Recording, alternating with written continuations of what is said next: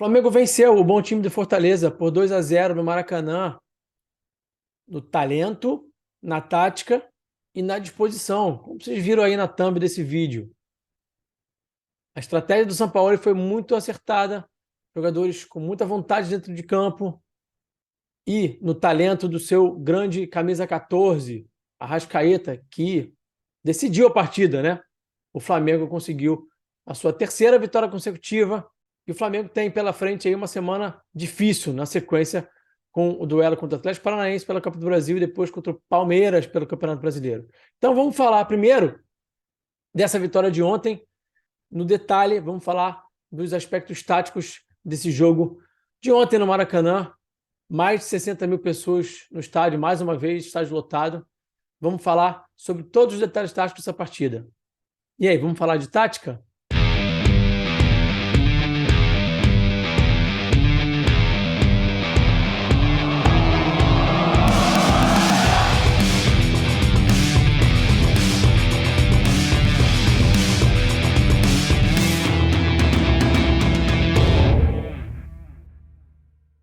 Bom, gente, antes da gente seguir, claro que eu quero fazer mais uma vez, como sempre, o pedido do like e da inscrição no canal. A gente vê, às vezes, os vídeos com 20% de like do que a gente tem de view, então vamos chegar junto no like, que realmente é importante para a gente poder crescer o canal, trazer esse conteúdo para mais gente. E aí tem uma outra informação que é importante. Pouco mais de 50% só das pessoas que assistem os canais desse vídeo são inscritas no canal. Gente, vamos se inscrever no canal. É realmente importante para que o canal cresça, tá? Bom, vamos partir então para análise pós-jogo. Flamengo 2, Fortaleza 0. Vamos lá. Bom, então vamos lá. Na tática, no talento e na disposição, como eu já falei na introdução desse vídeo, análise tática pós-jogo, Flamengo 2, Fortaleza 0. Por que foi na tática? Porque teve um aspecto tático que foi importante para o Flamengo gerar vantagem, e eu vou falar sobre isso já já. No talento do Arrascaeta, né, que brilhou e que fez uma das suas melhores partidas, talvez a sua melhor partida no ano, e uma partida assim, de excelência do uruguaio. E na disposição, porque o Flamengo teve bem mais disposto no sem bola, no pressão pós-perda e nas movimentações de uma forma geral. Então, vamos falar sobre isso no detalhe. Bom, as escalações, acabou que o Flamengo veio com um time um pouco diferente do que a gente imaginava no pré-jogo, né? Acabou optando por 3 meias, o Flamengo querendo cuidar da bola, querendo ser um time não tão agressivo, em termos de ter o Bruno Henrique, por exemplo, né? E aí botou esses 3 meias por trás do Gabi. Teve a volta do Ayrton Lucas, teve o Thiago Maia do lado do Pulgar, muito para cuidar da transição defensiva, né, para poder ser importante em defender os contra-ataques do adversário. Né? O Fortaleza trouxe o Zé Wellison no lugar do Hércules, também no intuito de ter um pouco mais de pegada nesse corredor central, na frente da área. Ele protege muito bem a frente da área, é um volante de muita marcação. E aí a construção do Flamengo, né? O Flamengo optou por ter o Léo Pereira e o Fabrício Bruno, o Cunha dava um suporte, né? E não sair com 3, né? Como o Flamengo vinha fazendo bastante e tem usado cada vez menos para poder gerar vantagem. Já é o terceiro jogo que o Flamengo não constrói com 3, pelo menos não de início. E aí a grande chave dessa saída de bola foi ter os dois laterais dando amplitude máxima e gerando espaço, gerando dúvida, incomodando. E também os dois volantes, né, o Pulgar e o Thiago Maia. Então esse posicionamento desses 4 jogadores aí que eu destaquei foi muito importante e me chamou muita atenção também o posicionamento dos dois volantes. A gente chama na análise, né, no estudo do jogo, sobre o duplo pivô, na Espanha a gente fala sobre o duplo pivote, né, que é esse posicionamento aí do Thiago Maia e do Pulgar. A gente viu muito eles dois alinhados e o Flamengo fazia esse quadrado aí, né? O Flamengo gerava esse quadrado com o Léo Pereira, Fabrício Bruno, Pulgar e Thiago Maia. E isso foi muito chave para o Flamengo conseguir progredir e incomodar a defesa do Fortaleza, a marcação do Fortaleza. Fortaleza marca nesse 5-3-2 e aí essa segunda linha fica um pouco esvaziada, né? Você tem só 3 jogadores. Você acaba gerando um cobertor curto na marcação do Fortaleza se você conseguir manipular o fato de só ter 3 jogadores nessa segunda linha. E foi isso que o Flamengo fez muito competentemente com o São Paulo, muito inteligente. Por quê? Por causa disso aqui, ó. Os jogadores, o Pikachu, o Tinga, o Caio Alexandre, o Pochettino, o Bruno Pacheco, o próprio Benevenuto, precisavam saltar, especialmente os dois volantes, para não ficar em desvantagem, para não gerar tanto espaço os jogadores iam saltar para poder abordar, para poder diminuir o espaço, poder incomodar o portador da bola. Só que isso acabava gerando um efeito cascata, né? Um efeito dominó, que você vai avançando e você vai gerando espaço. E essa dúvida de subir ou não subir, né? Que também ficava muito no Pikachu, especialmente no lado direito, do lado do Fortaleza, lado esquerdo do Flamengo, com o Tinga, com o Pikachu, com o próprio Caio Alexandre, gerava uma dúvida. E aí o Flamengo, a partir dessa dúvida, a partir dessa manipulação, a partir dessa geração de espaço, conseguia progredir. E o que a gente até projetou no pré-jogo, né, em relação à capacidade que o Flamengo poderia ter de iniciar as jogadas pelo lado direito para depois jogar a bola do lado esquerdo, acabou que o Flamengo optou, na verdade, por já iniciar as suas jogadas pelo lado esquerdo. O Flamengo atacou bastante pelo lado esquerdo. Eu vou até mostrar isso daqui a pouco para vocês, aquele mapinha de por onde cada time ataca. E diferente do que a gente imaginava, né? Diferente do que eu tinha comentado aqui no pré-jogo. E foi interessante perceber essa diferença, porque foi muito bem colocado, foi muito bem planejado pelo Sampaoli, pela sua comissão técnica. Não optou pelo Bruno Henrique. Teve um jogo mais de associação, de toque de bola, de tentar explorar o entrelinhas e de tentar explorar essa vantagem de fora para dentro, de poder tocar a bola rápido e conseguir manipular essa marcação do Fortaleza. Então, muito, muito competente o Flamengo nesse ponto. E aí, o Flamengo consegue o gol numa jogada em que o Arrascaeta vem projetar aqui para o lado direito. Vou até mostrar isso para vocês também daqui a pouquinho. O Arrascaeta é muito esse cara que vem jogar dos dois lados, vem no corredor central, vem do lado direito, vem do lado esquerdo. Eu tenho falado muito sobre o Arrascaeta ser uma espécie de coringa desse time, por causa dessa movimentação que ele tem, está sempre próximo da zona da bola. Uma jogada de craque. Vou mostrar o gol para vocês no detalhe aqui também, para falar de alguma coisa que eu comentei no pré-jogo e que acabou se repetindo, né? No jogo do Maracanã, no jogo de ontem no Maracanã. Então vou mostrar o primeiro gol, especialmente do Flamengo, em detalhe, para a gente poder falar sobre isso. E aí, o Fortaleza já tinha perdido um pênalti, né? O Matheus Cunha foi muito feliz na defesa, o Pikachu acabou também não batendo muito bem. E o Flamengo consegue o gol, o primeiro gol logo depois, né? E aí a confiança vai lá em cima. E aí o que eu falei sobre também disposição, né? Flamengo muito forte no sem bola, muito forte na pressão pós-perda, muito eficiente nos desarmes. O Flamengo muito agressivo nesses desarmes, nessas abordagens defensivas.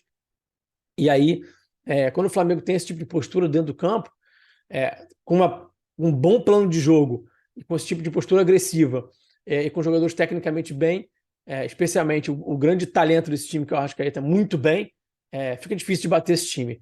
Só que o Flamengo também acabou errando um pouco mais de passe do que deveria, né? Então o Flamengo teve o seu grande jogador, o seu camisa 14, o Arrascaeta, numa noite muito feliz, com uma assistência e um gol, mas de uma forma geral acabou errando mais passe do que poderia. Eu vou entrar também nessa estatística dos passes já. E com esses erros de passe acabou oferecendo contra-ataques para o Fortaleza. Então acabou sofrendo mais do que poderia por conta disso. Alguns passes, como eu falei isso também no pré-jogo, né? Não pode perder bola à toa, perder bola de bobeira, errando passe bobo. O Flamengo acabou fazendo isso, o Flamengo acabou cometendo esse erro. E por conta disso até acontece a jogada do pênalti, né? É uma bola que o Flamengo perde e acaba acontecendo contra-ataque, o Thiago Maia acaba fazendo pênalti. E aconteceram outras jogadas desse tipo. No final do primeiro tempo, o Flamengo baixou um pouco a rotação, baixou um pouco o bloco. O Fortaleza é um time bem competente, né, gente? É um time muito maduro, tem um adversário do outro lado. E aí, no segundo tempo, também isso ficou bem claro, né? O final do primeiro tempo e uma boa parte do segundo tempo mostraram isso pra gente. Como o Fortaleza é um time maduro, é um time que toma boas decisões, é um time que é muito lúcido para tomar as decisões e muito bem organizado coletivamente. Tem um trabalho de mais de 2 anos do Vojvoda, então isso é até natural, né? E até fazer um paralelo do Fortaleza com o Bragantino, né? É um time que tem bons jogadores, alguns bons jogadores de bom valor, não tem nenhum craque que você olha, caramba, esse cara é um craque, como você vê no Flamengo, um Arrascaeta, um Pedro, um cara acima da média, assim, né? Um Gerson, um Everton Ribeiro, mas é um time que tem muitos bons jogadores, né? Jogadores muito conscientes, inteligentes para jogar. Então você tem um cara como o Caio Alexandre, que é um ótimo meio-campista, você tem, enfim, os dois alas que são muito interessantes, o Pochettino, depois entrou o Hércules também, que é um cara que me agrada, enfim, o próprio Thiago Galhardo, né? Então, assim, a partir da reta final do segundo tempo, que o Flamengo baixou um pouco a rotação, começou a perder um pouco mais a bola, né? Começou a desperdiçar um pouco mais a bola. E durante boa parte do segundo tempo, o Flamengo sofreu um bocadinho, então o Flamengo não conseguiu cuidar muito bem da bola e também acabou se deixando manipular pelo ataque do Fortaleza, pela forma como o Fortaleza manipula, como é que o Fortaleza toca bem a bola, e especialmente, né, como eu tinha falado também no pré-jogo, o Fortaleza é muito bom na movimentação sem bola, então vai arrastando, vai atraindo e vai gerando espaço. Então, pesa um lado do campo para depois jogar a bola para o outro lado, para poder fazer o bloco do Flamengo balançar, e com isso conseguiu gerar vantagem, muito eficiente nisso, e muito essa ultrapassagem sem bola, muita movimentação, e acaba fazendo essas atrações, fixando a marcação, acaba gerando espaço. Então o time é muito consciente para jogar, então é importante que se diga, né? Tem um adversário do outro lado que incomodou, que é muito bem organizado, que fez uma boa partida, é bom que se diga isso. E aí, mostrando para vocês isso que eu tinha falado sobre o Arrascaeta, né? Como esse cara, ele é esse cara, esse coringa, né? Então ele acaba estando sempre perto da zona da bola. Então o Flamengo com esses triângulos, né? Que já são tradicionais, de como o Sampaoli gosta de sentir o jogo, interpretar a fase ofensiva, especialmente a entrada em último terço. E aí o Arrascaeta sempre sendo esse quarto elemento desses triângulos, né? Sempre acaba chegando para estar perto da zona da bola. E com o talento que ele tem de dominar orientado, de achar bons passes, de girar, enfim, de finalizar, ele acaba fazendo muita diferença. E quando ele está muito bem, como ele estava bem ontem, fisicamente é importante falar que o Arrasca parece que tem uma outra situação, né? Parece que está bem melhor. Então isso está fazendo bastante a diferença. Falando sobre algumas estatísticas, né? O Flamengo teve 60% de posse de bola, o Flamengo está conseguindo ser um time que sempre tem mais posse de bola do que o adversário, mas olha só as finalizações. O Flamengo com menos finalização, foi o que eu falei. Perdeu algumas posses de bola de forma boba, né? Com passes fáceis, e aí você entrega o contra-ataque, e aí o Fortaleza busca sempre finalizar os seus contra-ataques com chutes, né? Com arremates. Então, o time é muito forte, muito, muito eficiente nesse ponto, né? Você vê, por exemplo, o Cunha com 5 defesas, né? Sendo importante como o cara que acabou pegando pênalti, acabou fazendo boas defesas. O Flamengo, com essa taxa de passes precisos, baixa. Na minha visão, é uma taxa que ainda é baixa, 84%. O ideal é que você tenha pelo menos 87, 88, podendo bater até 90 e eventualmente até mais. Né? 84 é pouco para um time tão qualificado e que precisa cuidar tão bem da bola. Tá? Bom, o Flamengo tem sido eficiente nos dribles, né? Na taxa de acerto, não só na quantidade, quanto também na taxa de acerto. É importante dizer isso. Tá interessante de perceber esse time do Flamengo sendo eficiente nos dribles. A gente teve o Bruno Henrique no segundo tempo, por exemplo, entrando, o Gerson sendo eficiente nos dribles também. E aí, falando um pouco sobre o segundo tempo, a gente falou um pouco sobre as vantagens que o Fortaleza gerou, mas o Flamengo também conseguiu ser eficiente em contra-atacar, né, em acionar o Bruno Henrique. Bruno Henrique, mais uma vez, bem, mostrando que está fisicamente bem, está tecnicamente bem. E o segundo tempo do Flamengo não foi muito bom em alguns aspectos, como eu já citei, né, os aspectos que eu já falei aqui, mas também é importante falar que conseguiu até finalizar mais, teve mais finalização de dentro da área, e acabou sendo até um pouco displicente em algumas situações. O Flamengo teve chance de fazer mais gol. É importante que se diga isso. O Flamengo teve chance de fazer mais gol, especialmente no segundo tempo. Acabou pecando no último passe, pecando na finalização, na tomada de decisão ali dentro da área, no último terço. Acabou pecando um pouco. E então, poderia ter feito até mais e acabou não conseguindo. Teve uma grande defesa também do João Ricardo, goleiro do Fortaleza, num chute do Pedro. Mas teve chance sim o Flamengo para poder ter uma vantagem maior e acabou não conseguindo ser feliz. O Flamengo, como eu falei, muito forte nos desarmes, né, com 19-14, e nas interceptações o Fortaleza é muito melhor. Né? O Fortaleza é um time que consegue antecipar muito, consegue antever, ler antecipadamente o que o adversário vai fazer, e tem muito mérito nisso. E aí, quando intercepta essa bola, antecipa, intercepta, parte no contra-ataque, consegue ser efetivo nesse tipo de jogada, né? E aí, como eu tinha falado para vocês, o Flamengo atacando mais pelo lado esquerdo, acabou optando por já iniciar, por já progredir por aquele lado e terminar as jogadas por ali, e foi uma estratégia acertada do São Paulo. E aí, você já deixou o seu like no vídeo? Não esquece de deixar o like no vídeo, tá? Duas situações que eu quero aqui também apontar antes da gente seguir. Uma foi que o Flamengo voltou a construir com 3 no segundo tempo, e eu não sei se isso foi uma boa escolha, não. Isso eu acho que acabou também atrapalhando um pouco o Flamengo. Trouxe o Ayrton Lucas de novo para essa construção dessa série de 3, e o Flamengo parou de gerar essa vantagem que eu apontei no início do vídeo, que era importante. O Flamengo abandonou isso. Eu acho que isso também acabou esvaziando um pouco o jogo do time, acabou sendo um problema. E aí também o fato do Gerson ir para o lado direito, né, quando o Flamengo inicia o segundo tempo com Pedro e Bruno Henrique, o Gerson vai para o lado direito, ali fazia a mesma função que o Everton Ribeiro, a sinergia, o entrosamento, a forma como o Gerson trabalha com o Wesley não é igual como o Everton Ribeiro trabalha com o Wesley. O Gerson se projeta muito mais à frente, acaba ocupando um pouco do espaço que o Wesley iria aproveitar. Então não funciona tão bem com essas trocas como funciona com o Everton Ribeiro. O Flamengo sofreu também no segundo tempo por não ter o Everton Ribeiro em campo. O Everton Ribeiro é um cara que cuida muito bem da bola e que está trabalhando muito bem com o Wesley. Está funcionando muito bem essa parceria.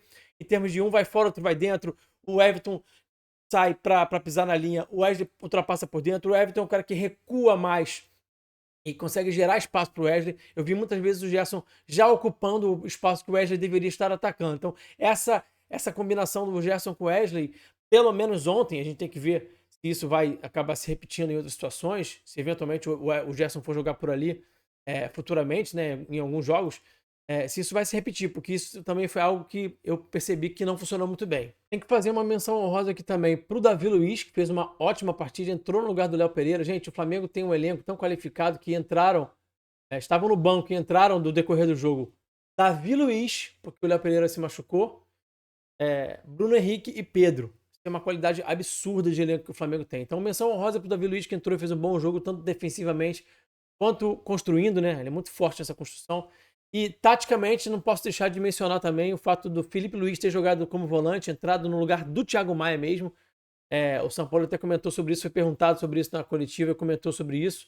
Inicialmente, eu não tenho a tendência de tinha muito essa ideia, porque eu acho que o Felipe jogando de costas, jogando com muita gente em volta dele, em tese não vai funcionar, não iria funcionar, porque uma coisa é você ver o jogo de frente como lateral, outra coisa é você ter que jogar naquela zona que tem mais gente em volta de você. Então, a princípio, não é algo que me agrada, mas posso estar errado, posso ser surpreendido. Pode ver o Felipe Luiz, de repente, em algumas situações, indo jogar como volante. Ele entrou bem, ele se movimenta bem, né? Ele arrastou bem a marcação, sempre identificando os espaços e atacando o espaço vazio para gerar espaço em outras zonas do campo. Então, é um cara muito inteligente, então pode dar certo. Bom, pessoal, falei que eu queria mostrar para vocês os gols do Flamengo, especialmente o primeiro gol, por conta de algo que eu falei no pré-jogo e que acabou se confirmando. Eu queria mostrar para vocês. Falei sobre a dificuldade que alguns atletas do Fortaleza estão tendo em ganhar alguns duelos 1 contra 1, em posição física, esse duelo em força, e estão acabando deixando o seu adversário tomar a frente e conseguir vantagem. Então eu mostrei esse lance aqui, do gol do Palestino. Mostrei alguns outros lances, e acabou que eu nem mostrei esse lance aqui que eu vou mostrar para vocês agora, que me chamou a atenção também. Acabei não mostrando, porque achei que ia ficar muito longo, acabei optando por não mostrar, mas eu tinha até separado. Então, olha só, esse lance aqui, ó. Fortaleza com 1 contra 1, 2 contra 2 dentro da área, né? Muita gente na entrada da área, mas marcando, na verdade, ninguém, né? Jogadores que poderiam estar até pisando mais na área para tentar uma situação de superioridade numérica na zona mais perigosa, marcando ali, na verdade, ninguém. E aí, essa situação aqui, ó, que me chamou a atenção, olha só. Tomando a frente, né, da marcação. Então, o jogador do Fortaleza não conseguindo perceber o avanço do adversário nas suas costas, o adversário do Fortaleza, no caso, conseguindo se adiantar, se antecipar e finalizar para o gol. E aí, qualquer semelhança com o primeiro gol do Flamengo e com um lance que quase gerou o gol para o Flamengo, não é mera coincidência. Olha só, vou mostrar para vocês agora. Então, aqui, o gol do Flamengo, o primeiro gol, olha só. O Gabigol no 1 contra 1, né? O Fortaleza, de novo, marcando um pouco a bola, né? Sem estar prestando atenção no todo, sem essa mentalidade zonal que a gente chama na análise, e ficando no 1 contra 1. E aí, no que fica no 1 contra 1, não consegue vencer o duelo, acaba deixando a bola passar. No caso, o Gabigol consegue fazer essa finalização por trás do Tinga, ele não se antecipa, mas é uma situação parecida com aquela que eu tinha acabado de mostrar, né? Então é isso aqui, ó. Né? Então, o Fortaleza tem tido dificuldade nesse tipo de situação. E aí o outro lance que eu quero mostrar é um lance parecido com aquele do escanteio. Que é esse lance aqui do Gerson conseguindo essa vantagem aqui, ó. Mesma situação, invadindo nessa diagonal, a bola na entrada da pequena área ali, na risca da pequena área. No caso, o Palestino conseguiu fazer o gol. E aqui o Gerson acabou tentando essa letra, acabou não conseguindo finalizar, mas era uma situação de gol iminente, né? Então tem até de novo aqui a situação passando, ó. O Gerson conseguindo tomar a frente. Então, Fortaleza pecando bastante nesse tipo de situação. Bom, esse foi o pós-jogo. Não esquece de deixar o like, não esquece de comentar aqui o que você achou dessa partida. O Flamengo tem uma sequência difícil agora. O jogo contra o Furacão. Estarei no Maracanã na quarta que vem contra o Atlético Paranaense lá. Estarei lá, vou ver se eu tiro umas fotos, trago algumas imagens lá diretamente do estádio pra gente depois falar no pós-jogo. Fechou? Tamo junto. Forte abraço. Eu fui. Valeu, até o próximo vídeo.